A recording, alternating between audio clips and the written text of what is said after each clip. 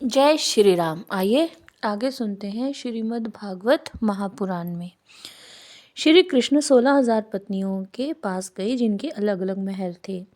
अपने प्राणनाथ भगवान श्री कृष्ण को बहुत दिन बाद बाहर रहने के बाद घर आया देखकर रानियों के हृदय में बड़ा आनंद हुआ।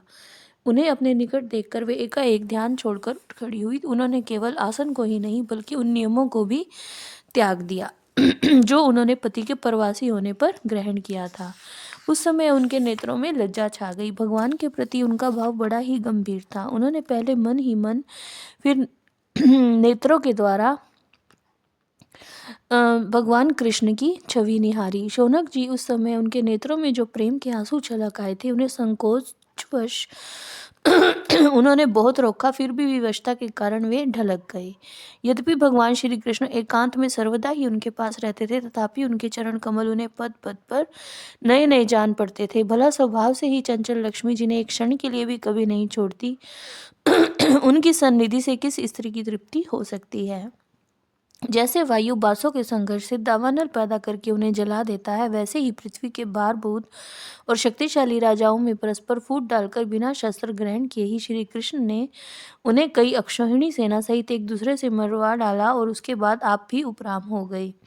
तब साक्षात परमेश्वर ही अपनी लीला से इन मनुष्य लोक में अवतीर्ण हुए थे और सहस्त्रों रमणी रत्नों में रहकर उन्होंने साधारण मनुष्य की तरह क्रीड़ा की, जिनकी निर्मल और मधुर हंसी उनके हृदय के उन्मुक्त भावों को सूचित करने वाली थी, जिनकी लचीली चितवन से बेसुध होकर विश्वविजयी कामदेव ने भी अपने धनुष का परित्याग कर दिया था। वे कामनियाँ अपने मन में तनिक भी शोभ पैदा नहीं करती थी और असंग भगवान श्री कृष्ण को संसार के लोग अपने ही समान कर्म करते देखकर आसक्त मनुष्य समझते हैं, जो कि उनकी मूर्खता है। यही तो भगवान की भगवता है कि वे प्रकृति में स्थित होकर भी उसके गुणों से कभी लिप्त नहीं होते।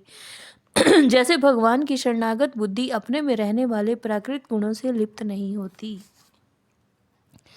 भगवान कृष्ण ऐश्वर्यशाली तो थे ही और उन्होंने अहंकार की वृत्तियां नष्ट करके मनुष्य को रहना सिखाया था।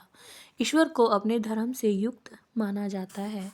तो इस पूरे अध्याय में जो 11वां अध्याय है, भगवान श्री कृष्ण द्वारिका जाते हैं और द्वारिका में उनका फल फूल और बंधनवारों से स्वागत होता है। वे पहले अपने माता पिता से मिलते हैं, फिर अपनी रानियों से मिलते हैं और जितनी भी प्रजा थी भगवान श्री कृष्ण की द्वारका में, वो भगवान श्री कृष्ण की स्तुति करते हुए कहती है कि हम आपके चरण कमलों की सदा सर्वदा पूजा करते हैं और सदा सर्वदा प्रणाम करते हैं, जिनकी वंदना ब्रह्मा शंकर और इंद्र तक करते हैं, जो इस संसार में परम कल्याण चाहने वालों के लिए सर्वोत्तम आश्रय है, जिनकी शरण ले लेने से परम समर्थ काल भी एक भी बाल तक बांका नहीं कर सकता। इति श्रीमद्भागवते महापुराणे पारमहंस्यां संहितायां प्रथमस्कन्धे नैमिषोपाख्याने कृष्णद्वारकाप्रवेशो नामैकादशो अध्याये। जय श्री राम।